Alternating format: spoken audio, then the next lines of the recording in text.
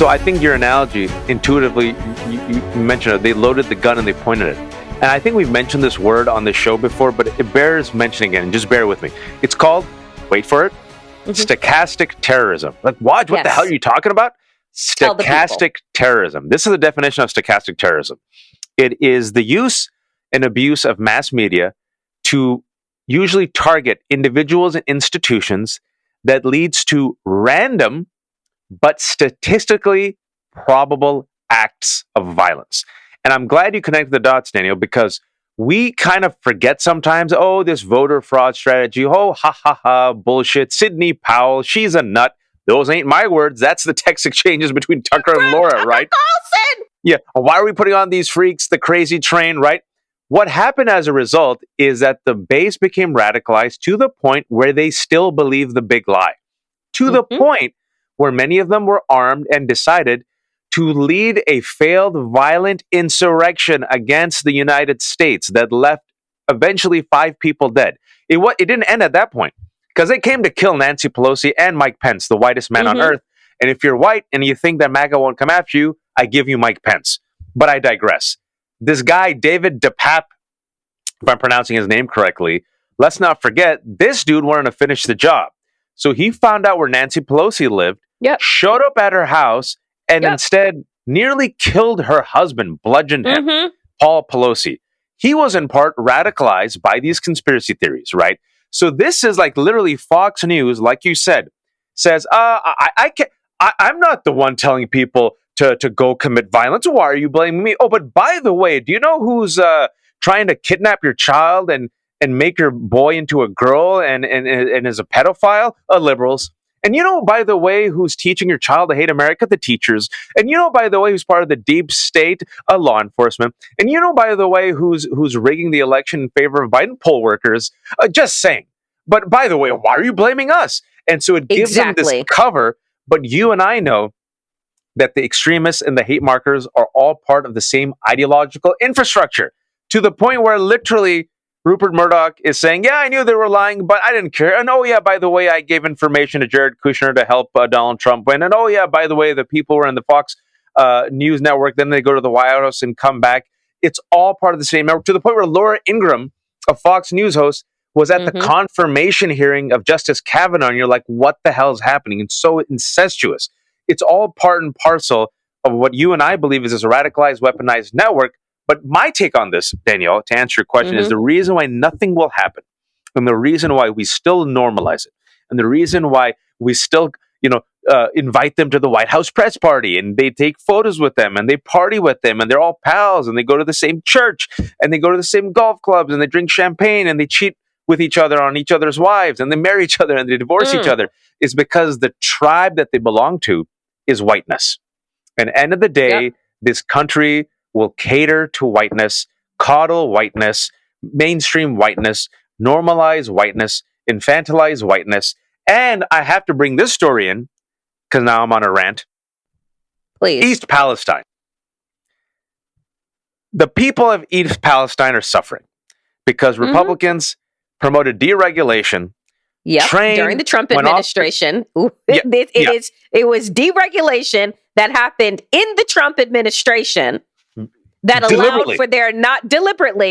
allowed for them not to have the kind of brakes necessary on high-speed trains that are carrying toxic materials because too expensive, just don't give a fuck, like what have you. But please go on, because I hope that you're going to the place I think you're going. Very important details. All right. Yeah, who cares? Who needs regulation? Safety standards. Corporations need to be free unless you're Disney. Then we got to punish you for being woke. But I digress. 50 trains carrying hazardous materials go off the railroad tracks. You see a plume of smoke. It's literally like a scene from the book White Noise. Airborne toxic event.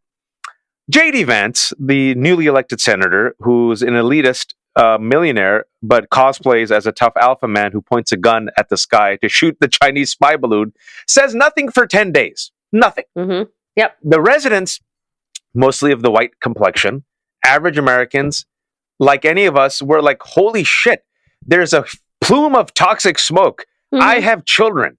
The water is contaminated, I fear. The air is contaminated. I don't trust anyone. Y'all are saying come back to your homes. F that. Fast forward now, the end of the month. Well, now it's March. And now you're seeing like traces of contamination. It's like the Simpsons episode where like there's like the three-eyed fish that jumps out of the water. Because Waj, guess who was doing the testing of the water and of the soil? Who? The same fucking company that was responsible for the toxins in the first place. And guess who didn't use their own tests? The fucking EPA. It is like it's like the Montgomery Burns Simpsons episode, right? And so the point I was trying to make is this. You and I are not psychotic, sadistic individuals. We are generous people. We want to help folks. So I say help these people. They're fellow Americans.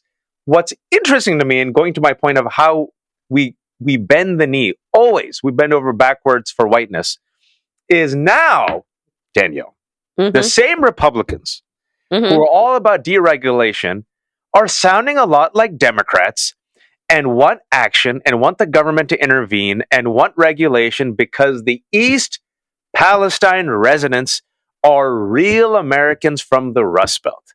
And yet nobody gives a F, as the kids say, about these black folks in Jacksonville. Jackson, Mississippi? Or in Flint? Or in Detroit? Or in any other place that has lead pipes, that has been contaminating purposefully people, which we knew, right? We knew this was happening in Flint, that they took money. In Jackson, they took money. The governor took money and reallocated it to Brett Favre.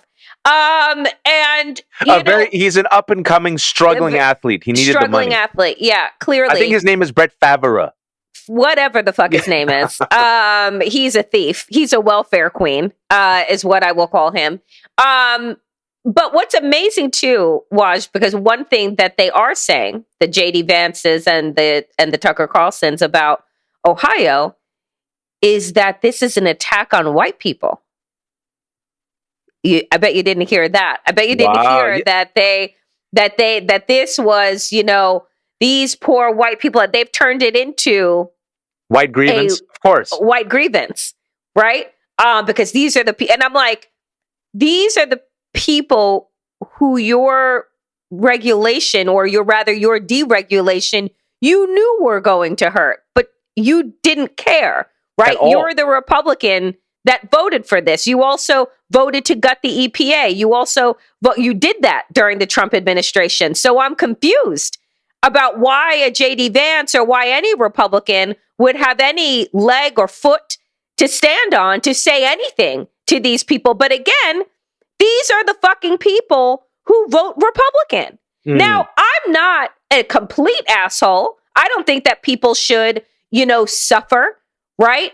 But we have I like to how you said I'm not a complete asshole, to leave some space for assholishness. Because the assholishness is just like, this is what Jonathan Metzl wrote about in Dying of Whiteness. Right. Why are you voting and aligning with people who are literally creating legislation that harms you, that will kill you, right? Democrats are the only ones that are saying, hey, we need more regulation to make sure people are protected, to make sure that the air you are breathing and the water you are drinking is fucking safe, and that corporations don't get to cut corners in order to stuff their pockets and their shareholders' pockets with more money. But it's Republicans that are writing these fucking blank checks to these people, and they are voting for them.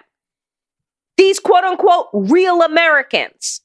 I hope Hunter Biden's laptop can save them. Maybe if they hit escape, the air will clean up in East Palestine. I think his dick pic is potent enough to inhale all of the toxic cloud, and then they can send it to space where they can battle the Chinese balloons.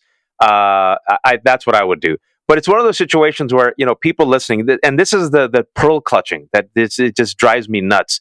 That they dispense utter cruelty to our communities, utter contempt, utter neglect, and when we bring up the point, Like, yo, you voted for this.